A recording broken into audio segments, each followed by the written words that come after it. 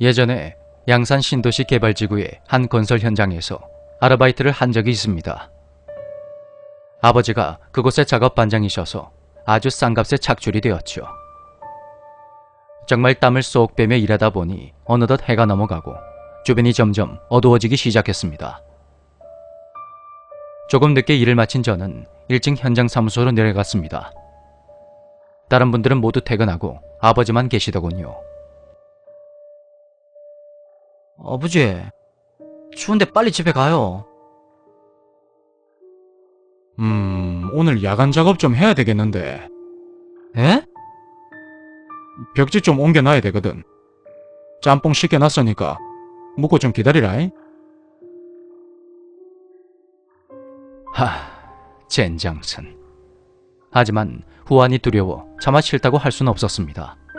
게다가 뜨끈한 짬뽕 국물 생각에 벌써부터 입에 침이 고이더군요. 잠시 후 배달된 짬뽕을 한참 맛있게 먹고 보니 주변이 완전히 어두워져 있었습니다. 그리고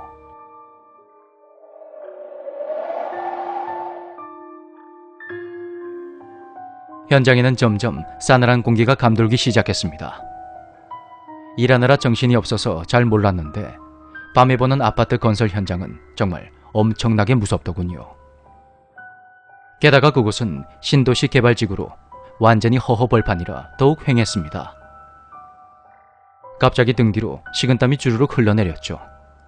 드디어 저녁 7시부터 야간 작업이 시작되었고 저는 짝수층의 집집마다 벽지를 옮겨놓는 일을 했습니다.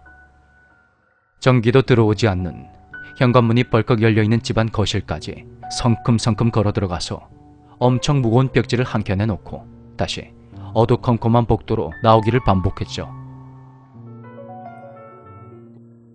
고등학교 수학여행 때 담력 테스트에서 인정받은 저의 담력은 온데간데 없이 사라져버리고 현장의 그 거대한 기운에 압도당한 듯 했습니다. 엘리베이터에 벽지를 싣고 정말 이를 악물며 열심히 가져다 날랐습니다. 그렇게 8층까지 벽지를 들여놓은 후 저는 엘리베이터 6층 버튼을 눌렀습니다. 철거덕 문이 닫히고 엘리베이터가 내려가기 시작했죠. 그런데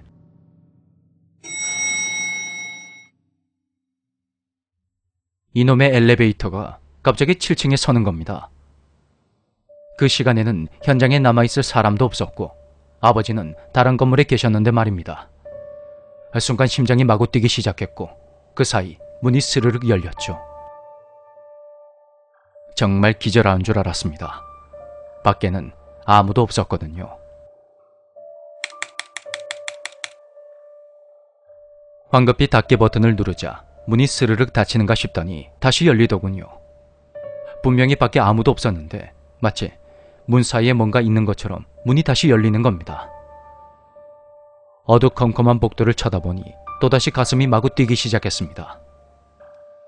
인간의 힘으로는 어쩔 수 없는 뭔가가 정말 있는 걸까요?